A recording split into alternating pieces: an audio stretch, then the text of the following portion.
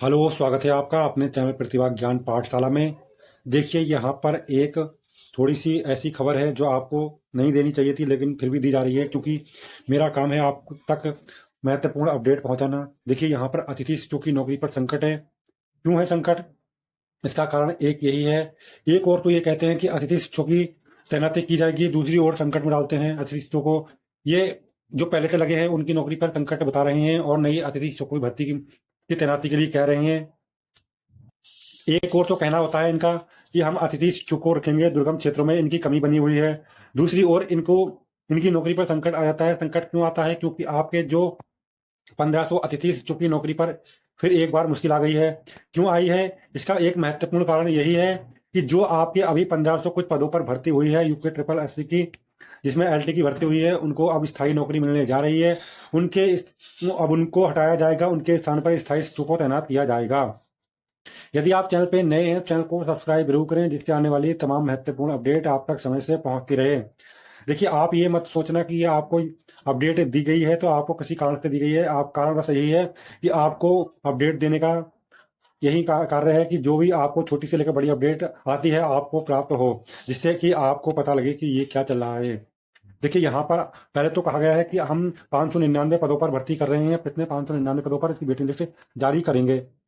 अब देखिए, जब वेटिंग लिस्ट जारी होगी 599 पदों पर, इसके बाद कहा गया था कि हम जो कला वर्ग है और विज्ञान वर्ग है दोनों के लिए नई भर्ती भी निकालेंगे। नई भर्ती के लिए तो प्रस्ताव भेजा भी जा चुका है, क्योंकि जब इन एलटी शिक्षकों की नियुक्ति हो जाएगी, परमानेंट शिक्षकों की भर्ती हो जाएगी, तो ये 1500 शिक्षक जो पहले से लगे हैं तो ये फिर बेरोजगार हो जाएंगे। जब ये बेरोजगार होंगे तो फिर इनके लिए एक नौकरी पाना मुश्किल हो जाएगा। जब ये नौकरी के लिए तलाश करेंगे तो फिर ये मांग करेंगे कि नई भर्ती है जो, उसमें भी हमें मौका दिया जाना चाहिए। यानी कि नई भर्ती में मौका ना दिया जाकर ये इनका कहना ये होगा।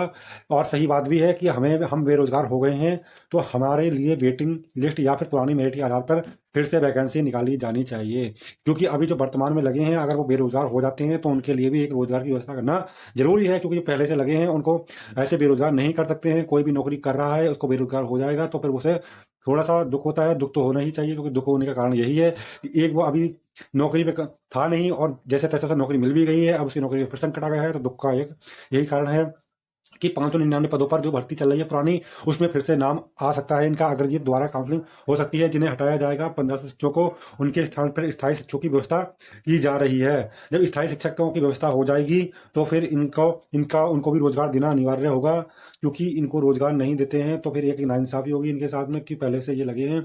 नियम तो यही कहता है। देखिए, जब आप अतिथि शिक्षक के रूप में लगते हैं तो एक नियम आप उस पर साइन करते हैं, आप सिग्नेचर करते हैं, फॉर्म पूरा अप्लाई करते हैं कि यदि इस पद के लिए स्थायी नौकरी निकलती है तो आपको रिजाइन देना होगा, इस्तीफा देना होगा, यदि आप इससे नौकरी से हटना होगा। आप इसका पहले से ही देख के रखते हैं।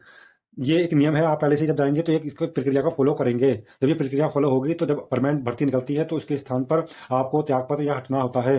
जब आप हटते हैं तभी स्थायी शिक्षकों की व्यवस्था होती है। अब देखिए, बोला गया है कि 599 पदों पर काउंसलिंग होने जा रही है, वेटिंग लिस्ट होने निकलने जा रही है।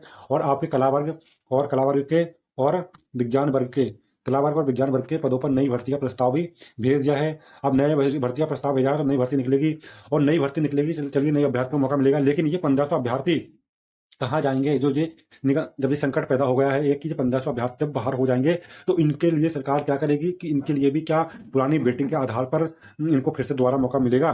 क्योंकि अभी जब दुर्गम क्षेत्रों में अतिथि शिक्षक हैं तैनात और उनको भी निकाल दिया जाएगा तो परमानेंट शिक्षक की नियुक्ति की जाएगी। बहुत से ऐसे दुर्गम क्षेत्र हैं जहां पर अतिथि शिक्षक भी नहीं है और परमानेंट शिक्षक भी नहीं है, तो उनके लिए तो चलो सही है कि कहीं ना कहीं इनको फिर से नौकरी मिल जाएगी। लेकिन मेरा कहने का मतलब यही है कि जब इन 1500 बच्चों को या अभ्यर्थियों को बाहर कर दिया जाएगा तो फिर ये वेटिंग किस आधार पर निकालेंगे? क्योंकि कुल 599 पदों पर ये भर्ती निकाली गई है वेटिंग वाली, और यहाँ पर जो आपके खाली हो रहे हैं पद, 1500 पद खाली हो रहे हैं अतिथियों के, तो इनको कैसे रखा जाएगा? किस आधार पर ये रखेंगे?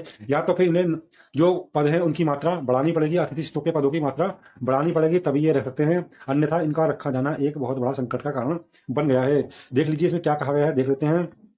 राज्य के माध्यमिक स्कूलों में तैनात 1500 अतिथि शिक्षकों की नौकरी पर एक बार फिर मुश्किल आ गई है। जल्द ही शिक्षा विभाग अधीनस्थ सेवा चयन आयोग से चयनित 1554 एलटी कैडर शिक्षकों की नियुक्ति करने जा रहा है। स्थायी शिक्षकों की तैनाती पर स्कूल में पूर्व में तैनात अस्थायी शिक्षकों को हटाने का प्रावधान है। देखिए, प्रावधान होता ही है, ये नियम कहता है और नियम को फॉलो भी करना चाहिए।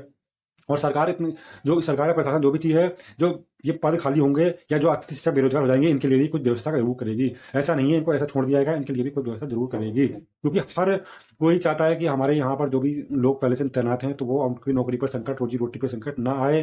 जो भी रोजगार कर रहे हैं या फिर वो लगे हैं वो लगे रहें, इसलिए इनका कोई भी समाधान जरूर निकाला जाएगा। इनको फिर से नियुक्त करने का कोई भी नियम या निकाला जाएगा या फिर इनके लिए पदों की व्यवस्था की जाएगी, क्योंकि इनको जब ये हो जाएंगे बेरोजगार तो ये ऐसे नहीं छोड़ेगी सरकार, इनको कहीं ना कहीं दुर्गम क्षेत्रों में फिर से तैनाती दी जाएगी, चाहे और नई बेटी निकाली जाए और नई बेटी के आधार पर इनका नाम फिर दोबारा आए, या फिर नई भर्ती में ही इनको शामिल करने के लिए कहा जाए। और नई भर्ती जब निकलेगी तो ये अधिक पदों पर निकलने की संभावना भी होगी। यदि नई भर्ती निकलती है और 599 पदों पर तो आपको पता ही है जो चल रही है, इसमें भी अभी लगभग मात्र के कितने 200 या 100 पद भरे गए हैं, 100-200 पद भरे गए हैं अभी भी, 200 के लगभग अभी भी इसमें कितने पद खाली हैं। यहाँ पर अभी 400 पद खाली रह गए हैं, यहाँ पर भी अभी 200 पद ही मात्र भरे गए हैं, इसमें 400 पद तो यही खाली है देखिए अभी।